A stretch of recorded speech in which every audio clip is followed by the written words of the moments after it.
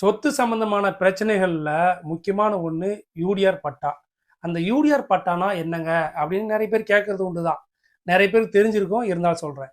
UTR அப்படின்னு சொல்றது 1979 இருந்து 87 காலகட்டம் வரைக்கும் கொண்டு வரப்பட்ட அப்டேட்டிங் டேட்டா ரிஜிஸ்ட்ரி. அதாவது பாத்தீங்கன்னா நம்மளுடைய தகவல்களை, சொத்து சம்பந்தமான தகவல்களை புதுப்பித்தல் அப்படின்னு சொல்றது தான் அது. ஆனா உண்மையிலே பாத்தீங்கன்னா யார் யாருக்கு எவ்வளோ சொத்து இருக்கு, யார் பேர்ல இருக்கு, சொத்துக்கு எவ்வளோ வரி, இந்த மாதிரி விஷயங்கள்லாம் அப்போ பார்த்தீங்கன்னா அப்டேட் பண்ணாங்க. ஆனால் அது சரியாக பண்ணாங்களா அப்படின்னு சொல்கிறது தான் கேள்விக்குறி. ஏன் அப்படின்னா முறையாக போய் சொத்துக்கு சம்மந்தப்பட்டவங்களுக்குலாம் விசாரணை செஞ்சு பண்ணியிருந்தாங்கன்னா இன்னைக்கு இருக்கிற இந்த யூடிஆர் பட்டா பிரச்சனை இஷ்யூஸ் வராது. ஆனால் உண்மையான நோக்கம் யூடிஆர் கொண்டு வந்து எதுக்குன்னா சொத்து சம்பந்தமான பிரச்சனைகளை தடுக்கிறதுக்கு தான்.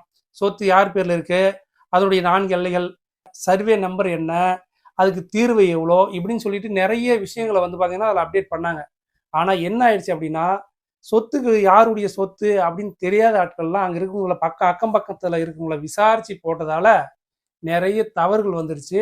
அதை இப்போ பார்த்தீங்கன்னா அவங்ககிட்ட இருக்கிற ஆவணங்களை கொண்டு யூடிஆரையும் கரெக்ஷன் பண்ணிக்கலாம். யூடிஆர் சம்பந்தமான என்னென்ன பிரச்சனைகள் வரும், எப்படி சரி பண்ணலாம் அப்படின்னு சொல்றத அடுத்த காணொலியில் முழுமையாக பார்ப்போம். யூடிஆர் சம்பந்தமாக உங்களுக்கு ஏதாவது சந்தேகம் இருந்துச்சு அப்படின்னா இந்த வீடியோ கீழே உங்களுடைய கேள்விகளை கேளுங்க. மொத்தமாக சேர்த்து அதற்கு அந்த காணொலியில் உங்களுக்கு பதிலாக சொல்கிறேன்.